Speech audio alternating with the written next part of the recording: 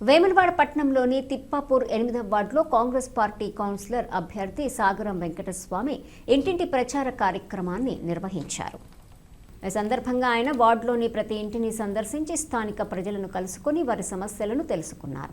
త్రాగునీరు, డ్రైనేజీ, రహదారులు, వీధి దీపాల వంటి మౌలిక వస్తువులపై ప్రజలు వ్యక్తం చేసిన సమస్యలను తక్షణమే పరిష్కరించేందుకు కృషి చేస్తానని ఆయన హామీ ఇచ్చారు.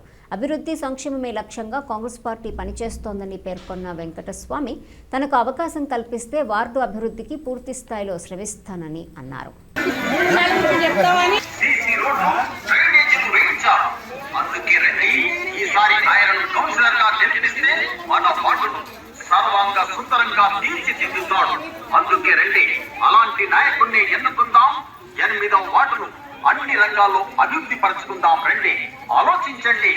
ప్రభుత్వ సంక్షేమ ఫలాలు వాటి రక్షణ అన్న వెంకటస్వామిని అన్న ఆదిశీనన్న ద్వారాలో ఇంటింటి కడప ప్రచారం చేస్తున్నాం. మంచి సందనం ఉంది. అన్నను అతి మెజార్టీతో చేటు గుర్తు మీద గెలిపించుకున్నాం.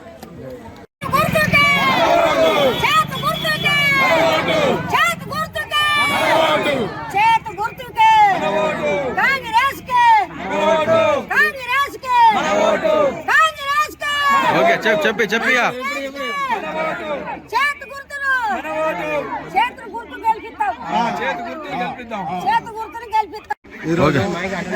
ప్రజల భాగంగా మా కాంగ్రెస్ పార్టీ గౌరవ ఎమ్మెల్యే ఆదిశీన గారు బలపరిచిన అభ్యర్థి పెద్దలు వెంకటస్వామి గారిని గెలిపించాల్సిందిగా ప్రతి ఇంటింటికి గడపగా ప్రచారం చేయడం జరిగింది.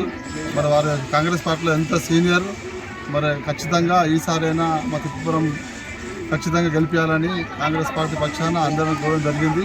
మరి ఇంత పెద్ద ఎత్తున మంచి స్పందన ఉంది. ప్రతి ఇంట్లో కాంగ్రెస్ పార్టీ చేసిన అభివృద్ధి పనులు, మరి మా అన్నగారు చేసిన అభివృద్ధి పనులు తోడై మరి వెంకటస్వామి గారిని ఖచ్చితంగా గెలిపించుకుంటామని ప్రజలు ధీమా వ్యక్తం చేస్తారు. ధన్యవాదాలు. వేములవాడ మున్సిపల్ 8వ వార్డు అభ్యర్థిగా పెద్దలు స్థానిక ఎమ్మెల్యే ప్రభుత్వ ఆది శ్రీనివాస్ గారు నాకు 8వ వార్డు అభ్యర్థిగా కౌన్సిలర్గా పోటీ చేయడానికి అవకాశం ఇచ్చారు. తప్పకుండా 8వ వార్డు ప్రజలు సుభాష్ నగర్ కావచ్చు, తిప్పాపురం కావచ్చు, రెడ్డి కాలనీ కావచ్చు, ప్రతి ఒక్కరు ఓటర్కు పేరున తల వంచి నమస్కారం చేస్తున్నాను. అక్కలు, చెల్లెళ్లకు, అన్నలకు, తమ్ముళ్లకు. ఎందుకు అంటే అభివృద్ధిని చూసి మీరు ఓటేయండి. అభివృద్ధి పథంలో కాంగ్రెస్ పార్టీ కావచ్చు, మళ్ళీ స్థానిక ఎమ్మెల్యే కావచ్చు, ఇక్కడి నుంచి చేతి గుర్తుపై ఓటేసి గెలిపించవలసిన అవసరం ఉన్నది అని కూడా నేను మనవి చేస్తున్నాను.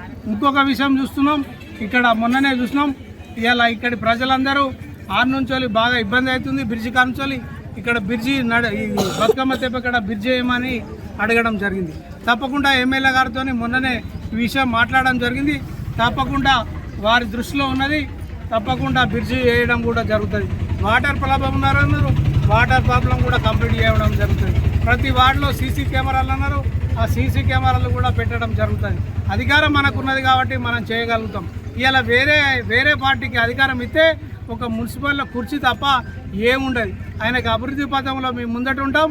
ఇలా ఏ విధమైన ముందట ఉంటుంది కాబట్టి అధికార పార్టీకి చేతి గుర్తుపై ఓటేసి అత్యధిక మెజారిటీతోని 8వ వార్డు ప్రజలు గెలిపించాలని కోరుచున్నాం.